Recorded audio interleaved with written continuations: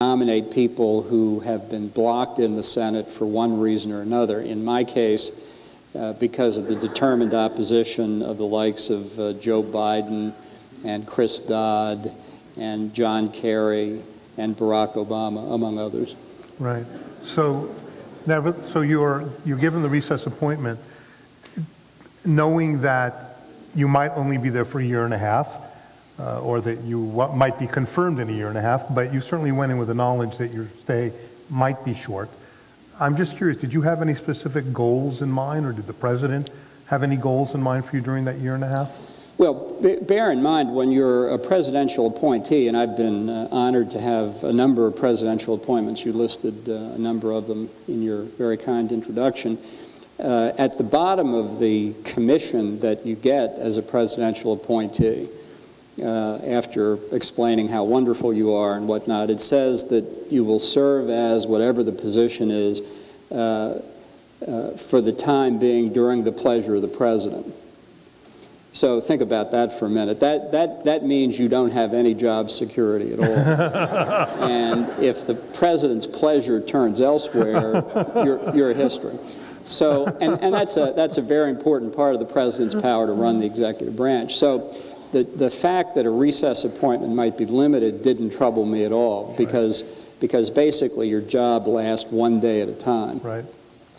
And what I wanted to do more than anything else was to represent the United States effectively at the UN. I'd had actually long experience dealing with UN affairs in the first Bush administration, Bush 41, when we did the Persian Gulf War. As you mentioned, I'd been Assistant Secretary for International Organization Affairs. My first involvement with the UN really was back when I was at AID in 1981. So one of the reasons I think there was such opposition to my nomination was, unlike a lot of other people who are fortunate enough to be named to the UN, I had followed the organization for 30 years. And I knew where all the skeletons were. Right.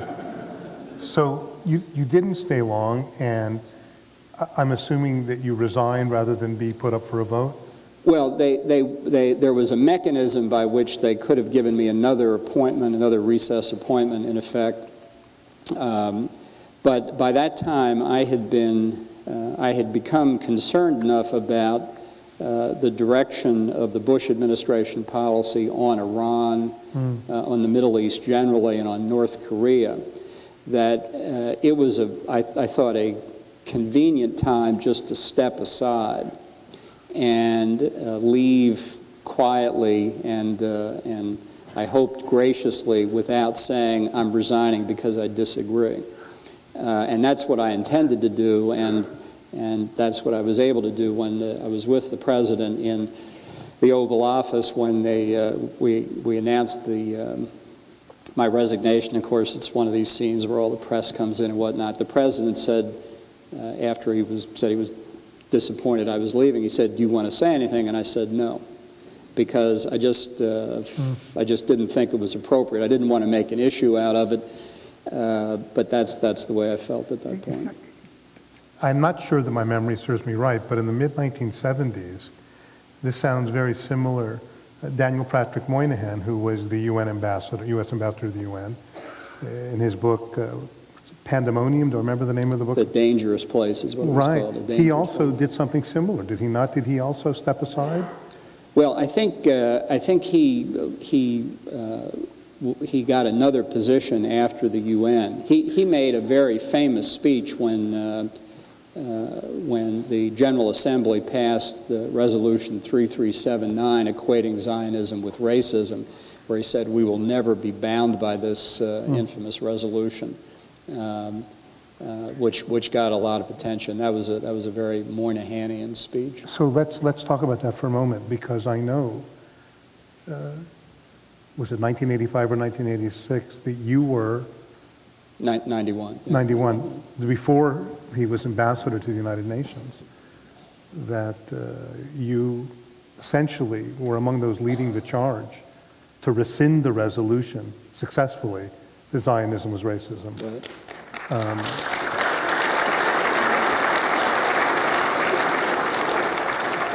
What did you have to do, by the way, to help make that happen? Well, the first thing that I had to do was convince Secretary Baker and President Bush, the first President Bush, that we should do this, and that it was worth the effort. Not that they obviously agreed with the resolution, but the tendency in bureaucracies, and the State Department in particular, is not to upset things, not to, something's happened, you take it, you move on to something else. But it was very clear that, there was no possibility that the UN was ever going to be effective or seen to be a useful instrument in the United States as long as, we used to call it ZR, as long as that resolution was still in force. So I proposed really very early on that we try and repeal it, aiming at actually at 1990. It would have been the 15th anniversary of its passage. And for a variety of reasons, actually, it was the government of Israel more than anything else that didn't want to go after it in 1990. They didn't think the circumstances were right. But in 1991, it was the wake of the defeat of Iraq in the First Persian Gulf War, expelling Iraq from Kuwait. We had made a fundamental changes in the region. The Soviet Union was collapsing. If there was ever a moment to do it, I thought it was, and they agreed that we would do it. The President mentioned it in his speech in September at the UN, and we had about 2 months of very intensive diplomatic effort around the world to make it happen in December of '91. There are things, maybe I'm just simple-minded, but there are things about the UN I simply just don't understand. You mentioned the Human Rights Commission or Council. I know that I forgot which is which, but Council now. Council, thank you. And it's included as its members China and Syria and Uganda and Sudan and Libya was actually at one point at the helm. I mean, do I understand? Am I missing something here, Ambassador? I mean, no. How can if I had to choose? Just another day at the UN. Right. If one had to choose an anti-Human Rights Council, that's 5 of the countries that I suspect I would put on top. Right. Well, that reflects that really what goes on in the Human Rights Council and its predecessor, the Commission, was it was used by the worst human rights violators to protect themselves and bash the United States and Israel. And that's really what led to a pretty widespread feeling that the Commission needed to be abolished and we need something else. But what happened was that basically our friends in Europe lost their nerve. And what we had proposed was a series of reforms, no one of which would have made a complete change in the old Commission.